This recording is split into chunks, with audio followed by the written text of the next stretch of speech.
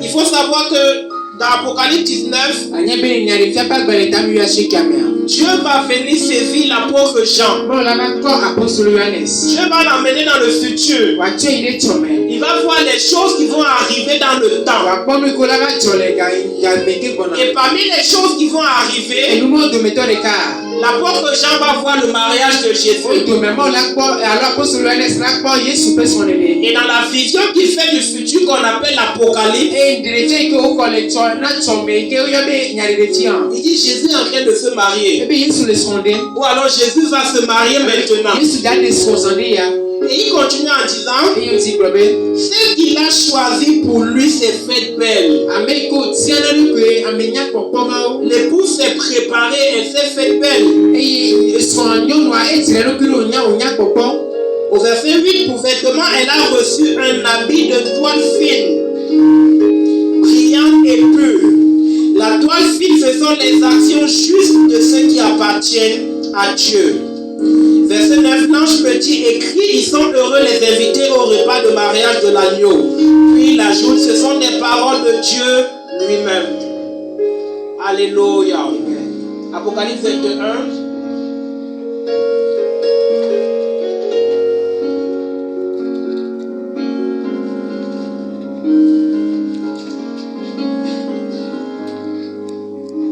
Une dernière personne nous prépare Matthieu 25, 1 à 13.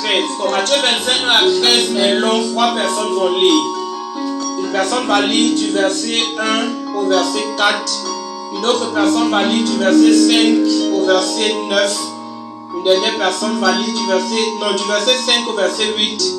Une autre personne va lire du verset 9 au verset 13. Alléluia. Apocalypse 21, verset 2.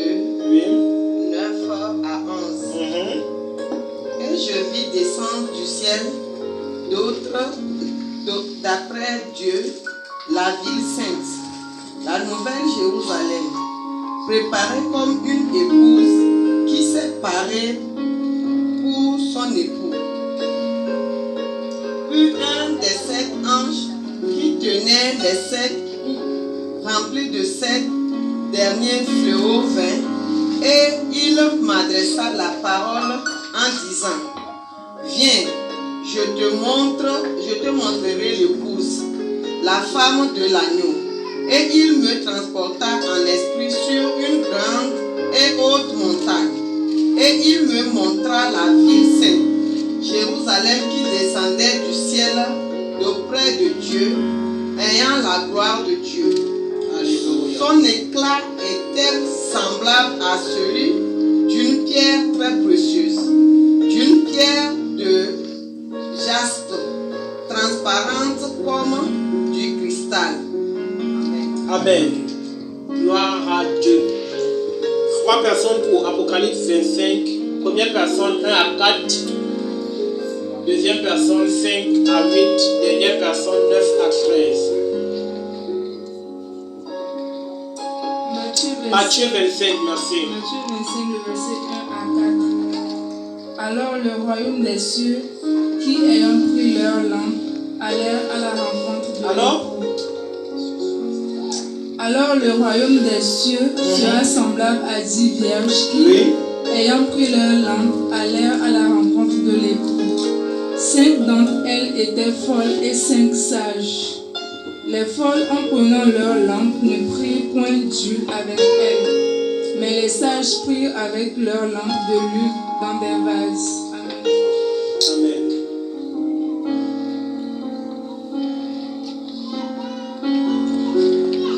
Cinq étaient sages, 5 étaient folles. La différence, celles qui étaient sages prirent de l'huile avec elles.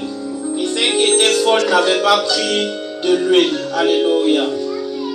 Comme l'époux tardait, tout s'assoupit et s'endormit.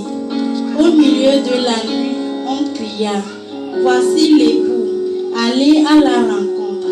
Alors toutes ces vierges se réveillèrent et préparèrent leurs lampes. Les folles dirent aux sages, donnez-nous de votre huile car nos lampes s'éteignent. Amen. À partir du verset 9, une dernière personne. Quelqu'un qui qui n'a pas encore pris la parole, tu peux venir même ici devant s'il n'y a personne là-bas.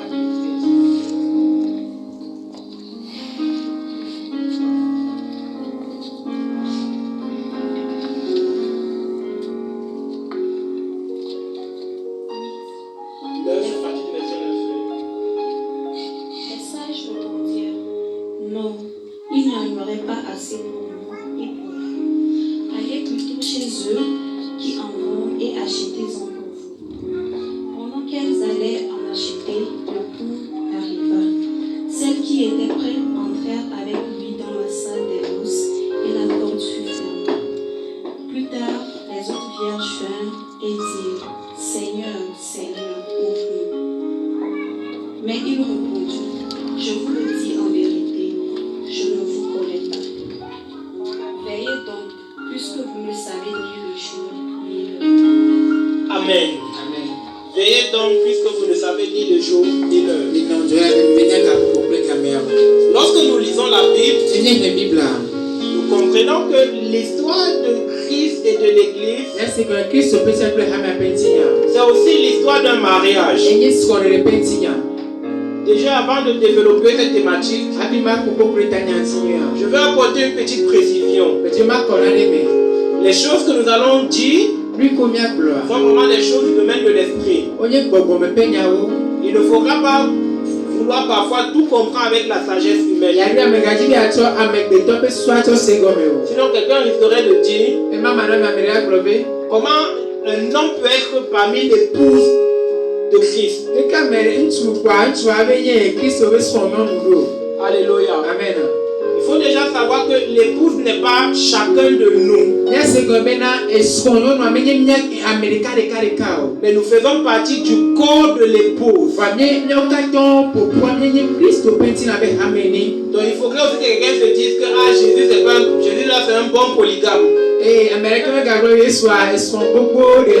Comment il peut épouser beaucoup de personnes lui seul? Alléluia. Amen. Donc il ne viendra pas nous épouser chacun. Il viendra épouser une entité qui est moins de transaction dans la salle. Dans le règne de l'esprit, dans le monde spirituel, il y a beaucoup d'entités. Et croyez-moi, l'homme n'est qu'une infime entité de ce que Dieu a créé.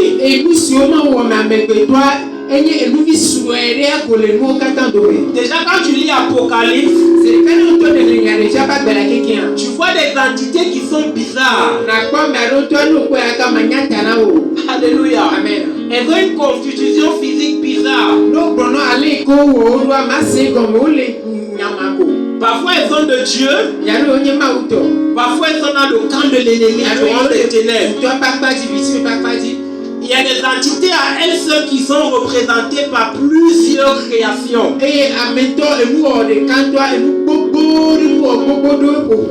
La gueule du lion, les pattes de l'ours, etc. Même autour du trône de Dieu, il y a des entités qui n'ont rien à voir avec l'homme. Alléluia. Amen. Donc dans le monde de l'esprit, il y a des entités qui n'ont rien à voir avec cette forme humaine. De la même manière que sur la terre, Dieu a créé beaucoup d'entités. Parce que les seules entités terrestres ne sont pas les hommes. Les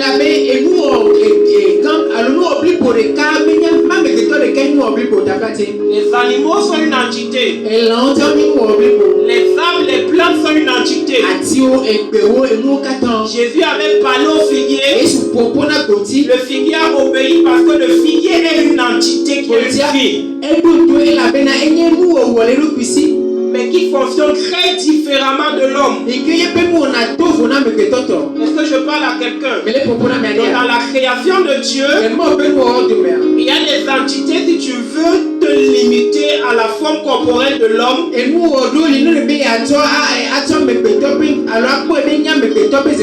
Tu vas passer à côté de beaucoup de choses. Tu ne pourras pas comprendre certaines choses. Et d'ailleurs, même les anges n'ont pas toujours la forme de l'homme. Alléluia. Amen. À partir du deuxième niveau, troisième niveau des anges, tu vas très souvent retrouver des formes qui n'ont rien à voir avec la forme humaine. Maintenant, quand tu lis parfois dans la Bible que bon, il y avait un ange qui était venu, qui avait la forme d'un homme. C'est juste parce que parfois Dieu utilise ce que le cerveau de l'homme peut comprendre pour parler à l'homme. Il y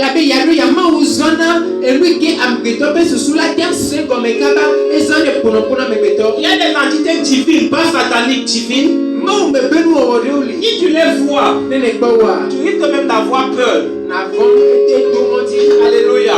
Parce qu'elles sont bizarres. Mais le bizarre là, c'est selon la sagesse humaine.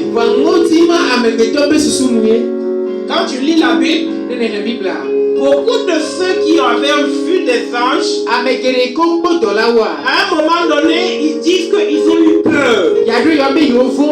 Alléluia. Amen. Parfois, c'est à cause de ce que ces entités-là dégagent. Donc nous devons comprendre que dans l'univers de la création de Dieu,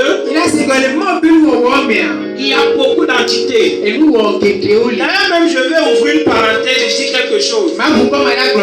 Le diable ne s'est pas créé. Le diable n'a pas créé les démons. Donc parfois quand on dit le diable est laid, il a des formes bizarres. Il ne s'est pas créé. Alléluia. Est-ce que je parle à quelqu'un? Quoique beaucoup de perceptions qu'on a sur le diable sont fausses.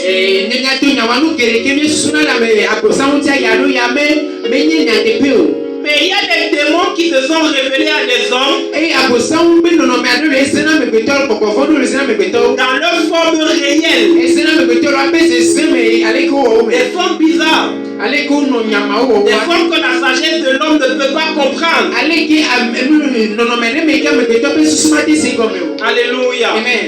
Mais il n'y a pas que les démons qui ont cette forme-là. Toute créature qui existe dans l'univers a été créée par Dieu.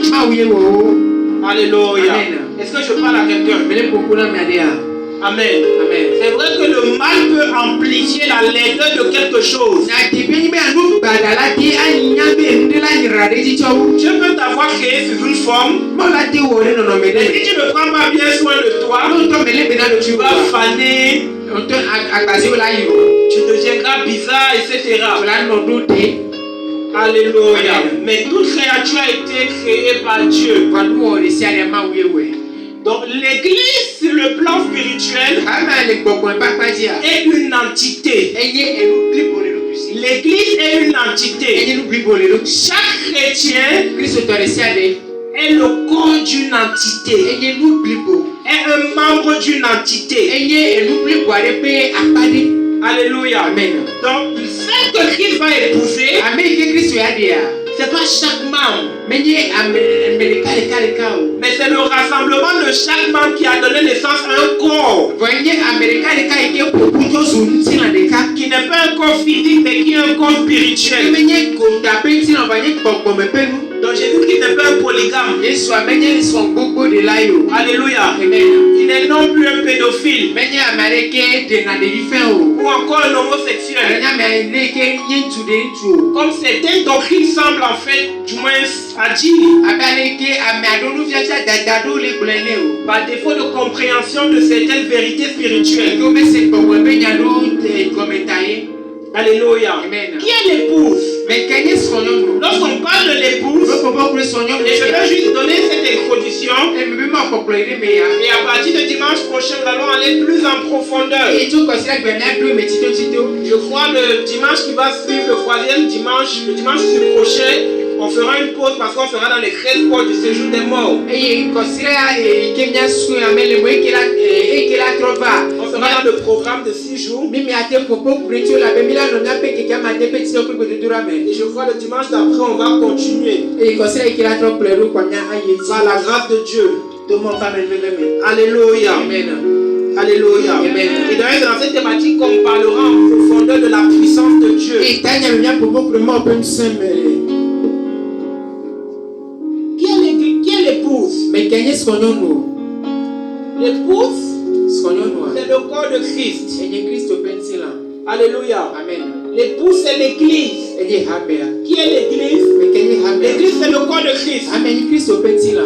Alléluia. Amen. L'église, c'est le corps de Christ. Amen. Kristo Ce ne pensila. sont pas les membres d'une dénomination, Menye amen chonsire meto tolo. mais c'est le corps de Christ. Benye Kristo pensila. Ça veut dire que quiconque est chrétien, Mais c'est kenye Kristo toi. un véritable chrétien. Kristo toi fan lo. Parce qu'il y a ceux qui se disent chrétiens sans être chrétiens.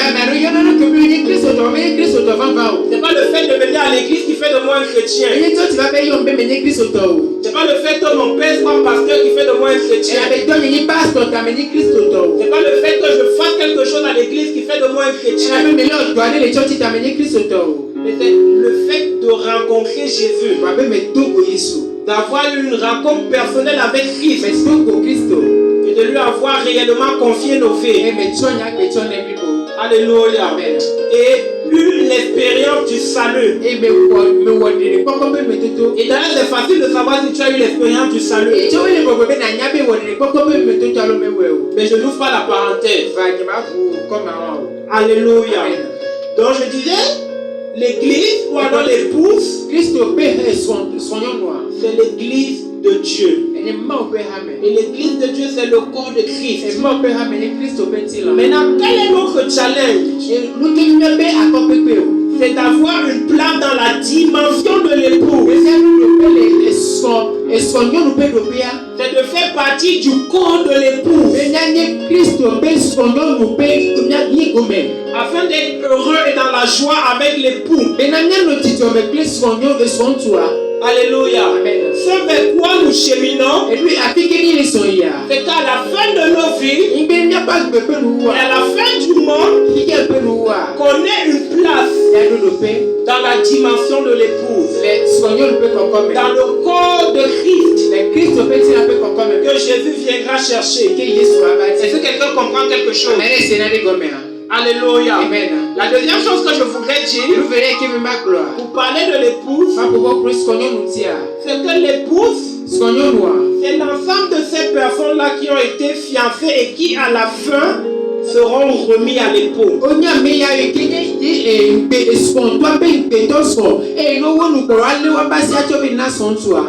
Toute personne qui donne sa vie au Seigneur est fiancée à Jésus. Il faut bien comprendre ceci. Toute personne qui donne sa vie au Seigneur fait partie de la dimension de la fiancée de Christ. Ça veut dire quand tu es sauvé, quand tu as cru, tu fais partie de la fiancée. Tu es fiancé au Seigneur.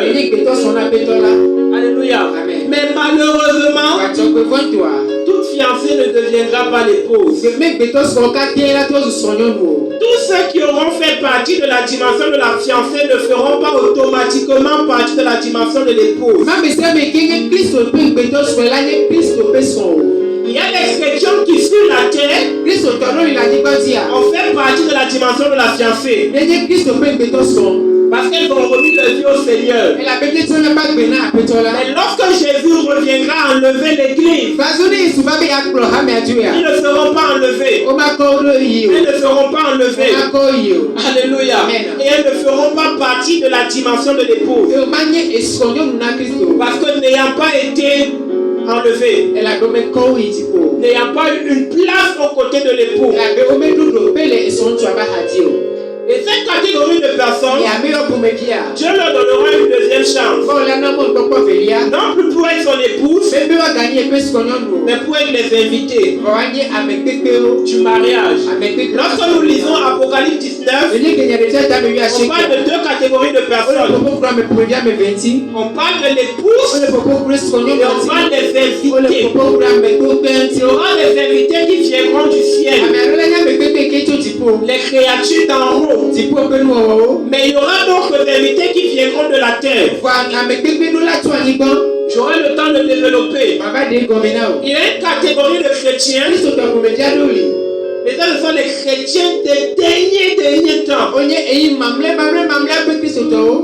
Alléluia. Amen. Qui ne feront pas partie de la dimension de l'épouse. Si tu veux faire partie de la dimension de l'épouse, tu dois te préparer. La Bible dit qu'il y avait 10 vierges. Et je t'ai déjà dit que les 10 vierges ne font pas partie de cette. Il n'y a pas certains chrétiens et d'autres païens. S'il y avait des païens, les 5 vierges folles, dans la dimension des païens, la Bible aurait pu dire qu'il y avait 5 vierges et 5 prostituées. Mais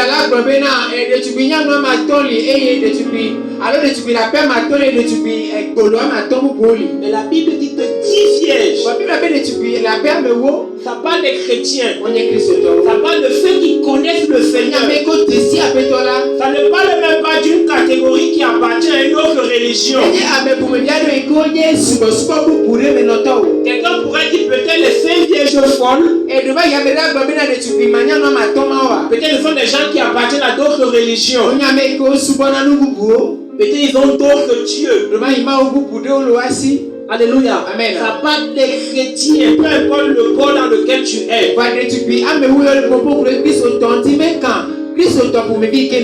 Alléluia. Amen. Ça parle des chrétiens uniquement. Parce qu'il n'y a que des chrétiens qui s'attendent au mariage avec Jésus. Beaucoup de religions reconnaissent Jésus comme un simple prophète. Qu'elles ont beaucoup fait. D'autres ne le reconnaissent même pas. On ne parle pas de ces religions. Mais la Bible dit que parmi ceux qui croient en Jésus, rappelle-toi, les 5 vierges s'attendent à Jésus. Ça veut dire croient en Jésus. Mais 5 se préparent convenablement. Et 5 autres ne se préparent pas convenablement. Et quand le Seigneur m'enseignait sur ce passage, il m'avait donné une révélation. Il m'avait dit pourquoi 5 vierges ça, 5 vierges folles. Parce que malheureusement, on aura environ la moitié des chrétiens qui ne feront pas partie de la dimension de l'épouse.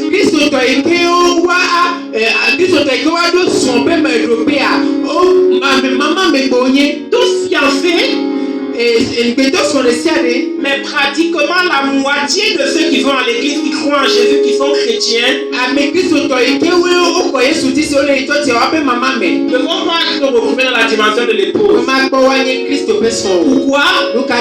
Ne s'étant pas préparé comme il faut. Lorsque la cloche va sonner, lorsque Jésus descendra chercher l'église, il n'y aura plus le temps. Il n'y aura pas le temps de dire que bon, maintenant là, il faut que j'arrête le péché. La Bible déclare que c'est quand l'époux venait, on a annoncé, la cloche sonnait. Et la Bible nous dit qu'avant le retour de Jésus, la cloche, la trompette va sonner. Et quand ce sera ce moment-là, il n'y aura plus le temps de te préparer. La Bible dit les 5 vierges folles ont commencé à chercher lui dans ce moment. Mais malheureusement, quand elles sont revenues avec lui, l'épouse n'était plus là. L'époux avait déjà pris ceux qui devaient faire partie de cette dimension. Donc j'ai une question. Nous sommes des enfants de Dieu. Nous croyons au Seigneur. Nous sommes fiancés. Mais chaque jour, On doit s'évaluer. De quelle catégorie de chrétien je fais partie? Est-ce que je suis une vierge sage? Je suis une vierge folle. La Bible déclare qu'on ne se moque pas de Dieu. Ce qu'un homme aura semé, c'est ce qu'il va récolter. Peut-être maintenant tu mets ta vie, tu fais le haka à Dieu. Il dérange. Il exagère. Il demande trop de choses. Alléluia. Amen. Amen. Amen. Il te regarde. Mais quand le temps viendra, il se fera tard. C'est pourquoi la bonne épouse, la fiancée qui va triompher, c'est celle qui aura eu le temps de se préparer. Dans le livre d'Éphésiens 5, la Bible déclare que Jésus ne va pas prendre tout le monde. Je vais finir ici. Les gens ont l'habitude de dire tu es amour, tu es compassion. Alléluia. Amen. Tu es patient. Et j'aime donner la réponse selon laquelle le même Dieu qui est amour, le même Dieu qui est compatissant, le même Dieu qui pardonne, c'est le même Dieu que la Bible appelle le juste juge. La Bible déclare qu'il n'a pas eu pitié de son fils, il l'a livré. Alléluia. Il fallait que l'humanité soit sauvée. Il a permis que son fils passe par la souffrance. Maintenant, Christ a déjà souffert. Dieu doit être juste. Il doit être un juge juste. Donc, en fait, ce n'est même pas Dieu qui viendra te juger. Ce sont tes œuvres et mes œuvres qui vont nous juger. Parce que Dieu a déjà établi le socle du jugement. Il n'aura même pas besoin de beaucoup parler. Alléluia. Amen. Il n'aura pas besoin. Ça veut dire que chacun viendra là devant la balance. Et quand chacun va se tenir sur la balance va te projeter soit de ce côté, soit de ce côté. Et j'ai une mauvaise nouvelle pour quelqu'un. Il y a des doctrines qui tendent à nous faire croire quand que la vie et la mort il y a un lieu de transition qu'on appelle le purgatoire. Quand tu lis la Bible, c'est pas dans la Bible. C'est pas moi qui dis. Nulle part dans la Bible, ce n'est mentionné. Si tu ne me crois pas, prends le temps, à la maison, assieds-toi, lis doucement Apocalypse. Tu verras que c'est soit la vie, soit la mort. Il dit, je mets devant toi la vie et la mort. Moi je pars. Je reste à côté. Je te conseille seulement. C'est toi-même qui choisis. Si c'est la vie ou si c'est la mort. Dieu ne choisit pas pour quelqu'un. Ce n'est pas Dieu qui nous enverra en enfer. Alléluia. Ce sont nos mauvaises œuvres qui nous enverront en enfer. Donc quelqu'un qui dit que non, Dieu ne peut pas laisser un homme aller en enfer. C'est pas lui qui t'envoie en enfer. C'est toi-même qui t'envoie en enfer. Il avait dit à Adam, ne mange pas le fruit. Si tu manges, tu vas mourir. Et le même Dieu nous a parlé. Il nous a dit ce que nous devons faire pour avoir la vie. Lorsque nous désobéissons, Dieu ne vient pas rattraper. Alléluia. On subit les conséquences. Et d'ailleurs, Dieu est un père responsable. Dieu dit qu'il aime bien châtie bien. Alléluia. Donc je veux dire à quelqu'un, Dieu nous a tendu la main. Il veut que nous soyons son épouse. Ne soyons pas comme les vierges insensées. Disons Matthieu 25, 11 à 13. 11 à 13.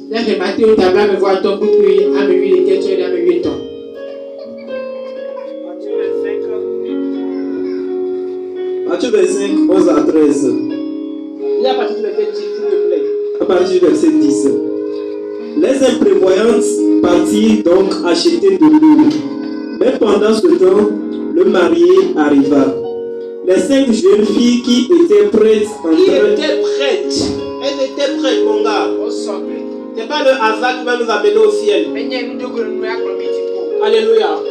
Parce que le purgatoire, c'est déjà le hasard. C'est pas qu'on est mort qu'on va gagner une place pour le ciel. Parce que les gens auront prié pour nous, ça n'a pas de sens. C'est pas la prière qui sauve. C'est la foi en Jésus qui sauve. Et la Bible déclare que la foi sans les œuvres est morte. Tu dis que tu as la foi. Montre-moi tes œuvres. Donc si tu n'as pas des œuvres, Dieu ne peut rien faire. Elles étaient prêtes. Oui. Les 5 jeunes filles qui étaient prêtes entrèrent avec lui dans la salle de mariage et l'on ferma la porte à clé.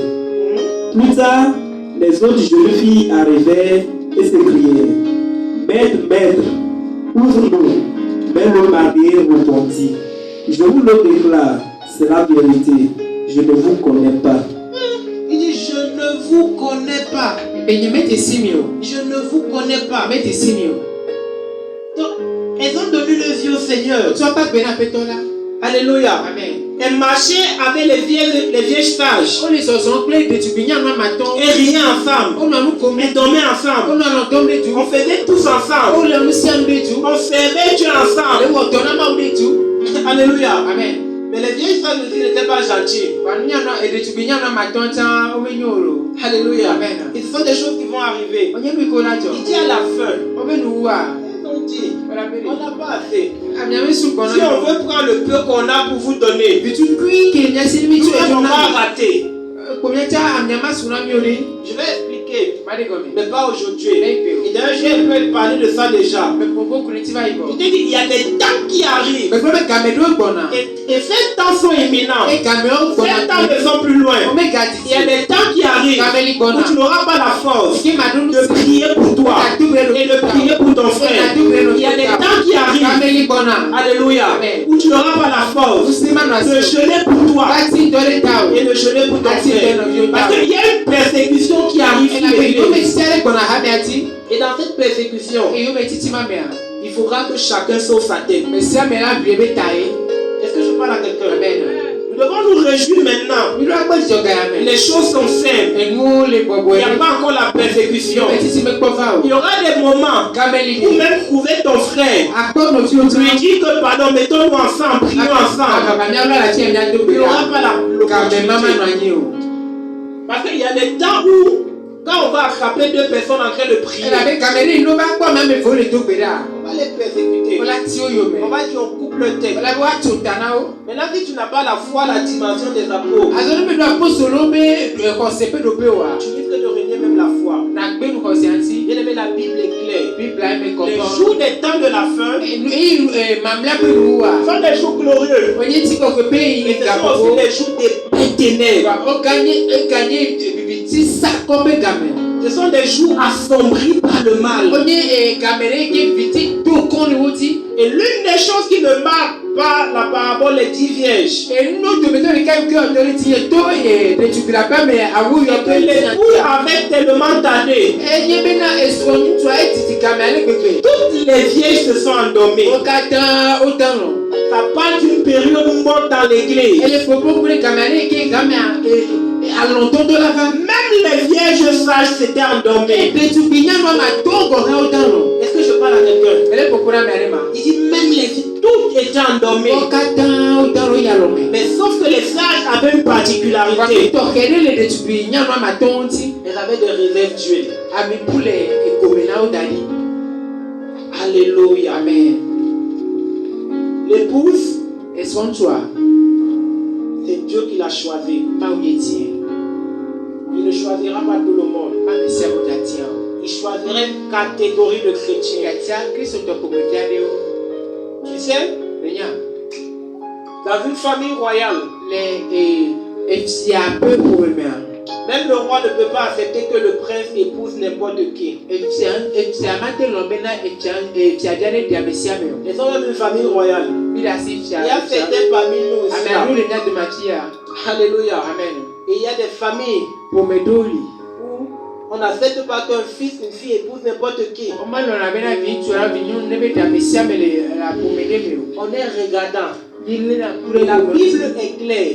L'épouse que Christ revient chercher, elle est sans tache, elle est sans ride, elle est parée de gloire, elle a une condition glorieuse. Et par la grâce de Dieu, nous parlerons de cela. Que Dieu bénisse sa parole. Alléluia. Tu vas te tenir sur tes pieds, nous allons prier.